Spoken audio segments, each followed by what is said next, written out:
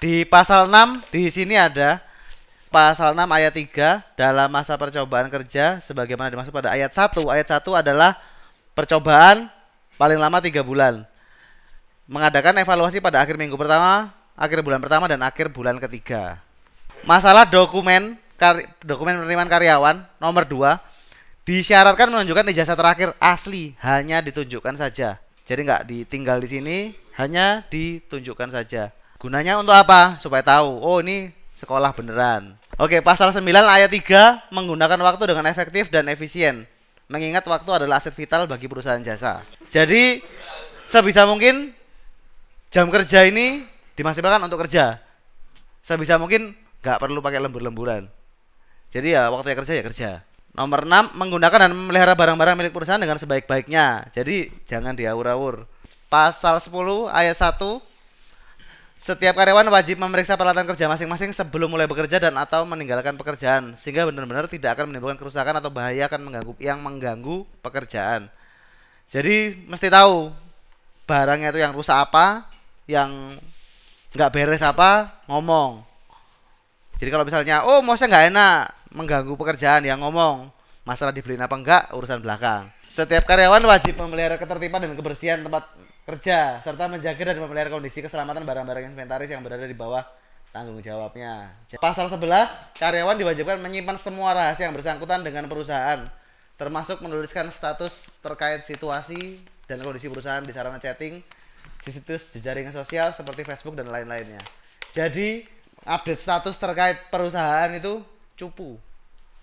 Yang pasal 2, yang ayat 2 tidak dibenarkan menyimpan di luar kantor, memperlihatkan kepada pihak ketiga atau membawa keluar catatan atau dokumen yang bersifat rahasia tanpa izin khusus dari direksi. Jadi gini, bahan kerjaan, terus apapun dokumen apapun itu tidak dibenarkan dibawa keluar, ditunjukkan kepada pihak-pihak di luar kecuali atas izin.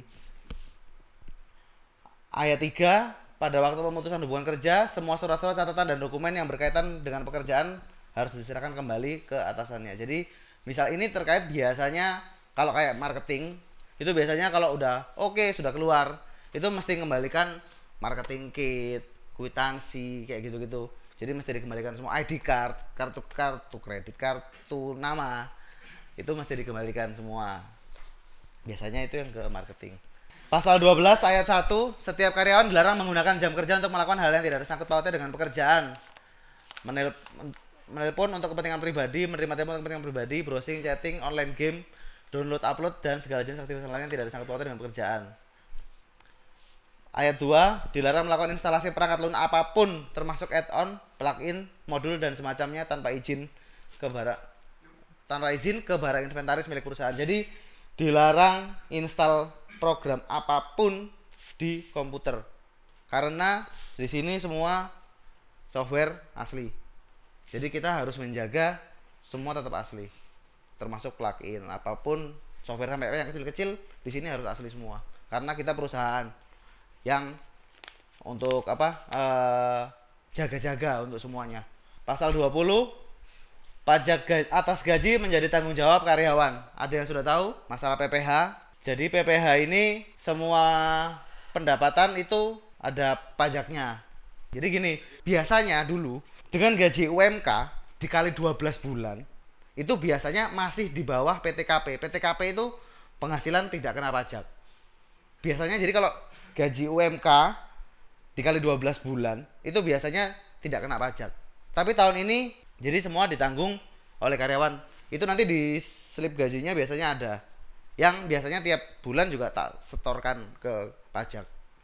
Nomor 5, gaji karyawan merupakan rahasia perusahaan. Seorang karyawan dengan keras menginformasikan gaji kepada karyawan lain. Ini lebih ke etika ya.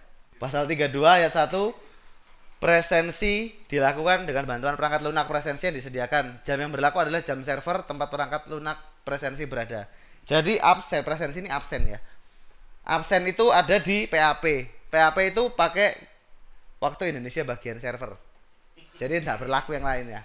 Dalam satu hari jumlah absen masuk dan absen keluar harus sama.